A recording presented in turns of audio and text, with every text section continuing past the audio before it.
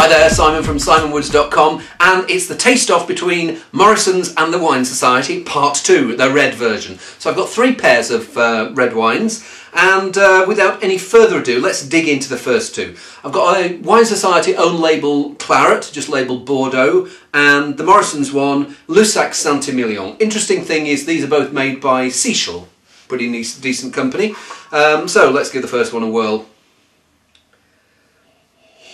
Well, it smells leafy, sappy, young and refreshing. It smells like it's not going to be a very complex wine. Bit of black fruit there, that's some of that blackcurrant edge going on there. Smells nice. It doesn't feel like it's got any oak influence there.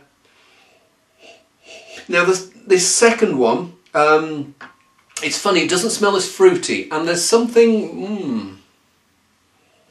There's like a weird toasty edge going on here, and almost as if someone has been slightly clumsy with a bit of oaking.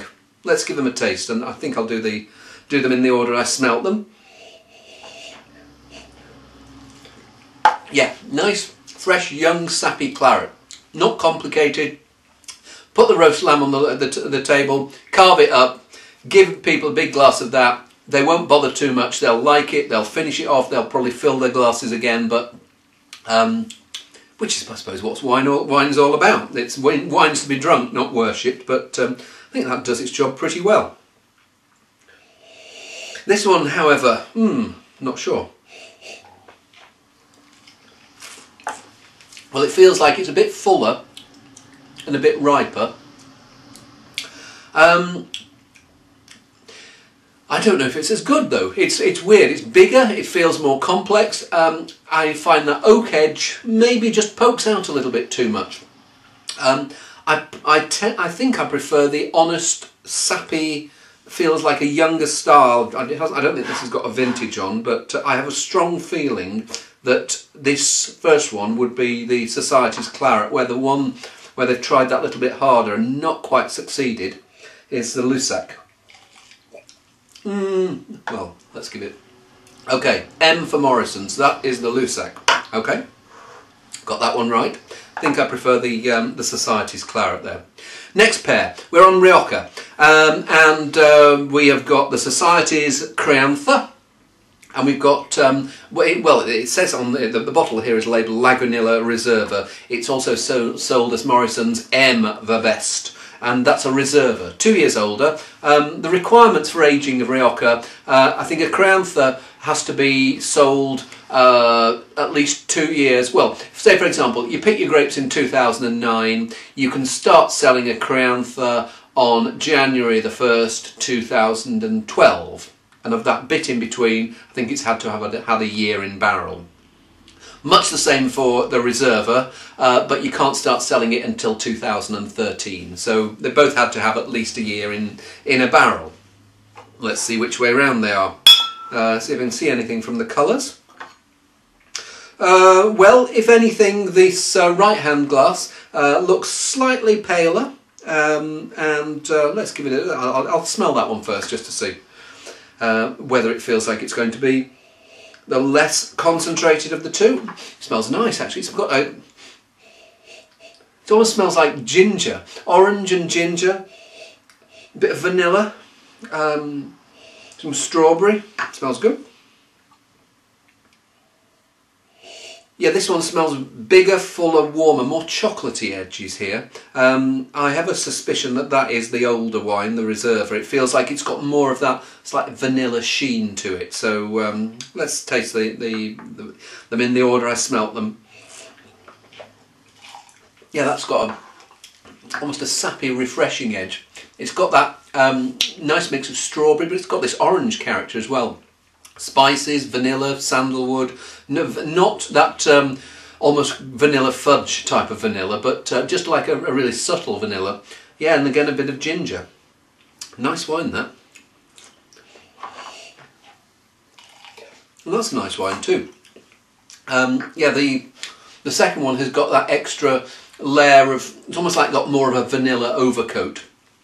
Feels a little bit more concentrated. It may be slightly short. It's not great. It's good, but it's not great. I I don't know which of those I prefer. Maybe one way to put it is if one's a lunchtime wine, the first one's the lunchtime Rioja, then the other one's the evening Rioja, a bit fuller, a bit more stately. But I don't know if it's better. I like them both just as much as each other. I have a feeling that the first one would be the Criantha, the Wine Society. Let's have a look. Yes, so. Okay, 2 out of 2. So let's see if I can get 3 out of 3 with the final pair, Côtes-du-Rhône. Well, one's a Côtes-du-Rhône, one's a Côtes-du-Rhône Village. So the Society's Côtes-du-Rhône and the Ramparts Côtes-du-Rhône Village. And the Village bit, there are some bits of the Southern Rhône within the Côtes-du-Rhône appellation which are considered to be better. So you can put Village, they are from particular villages. In fact, there are some villages, things like Séguier, Sablé, that you can actually put the name of the village on. This one doesn't have it on.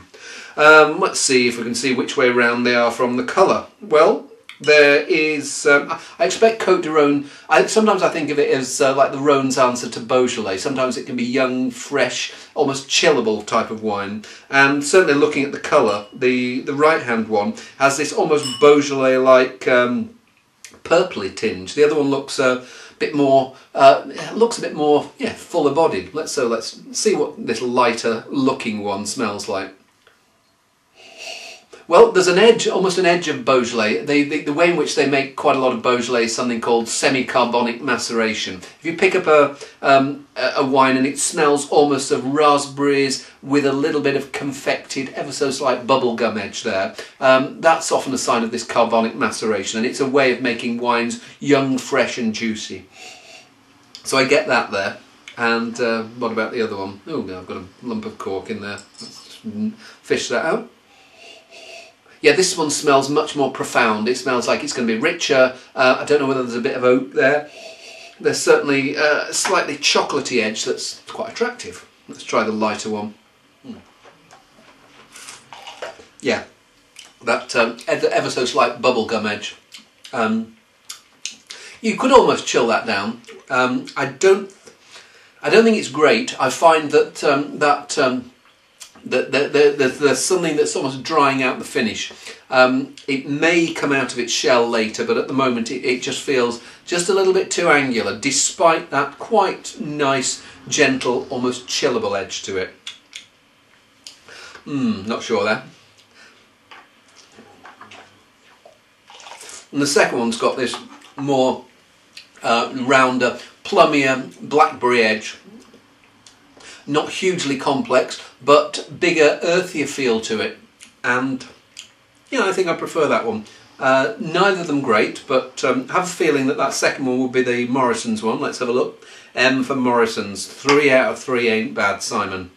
Okay, hope you enjoyed that. Got some more wines from Morrisons and Wine Society coming up in the next couple of videos, so keep a look out for those. See you soon.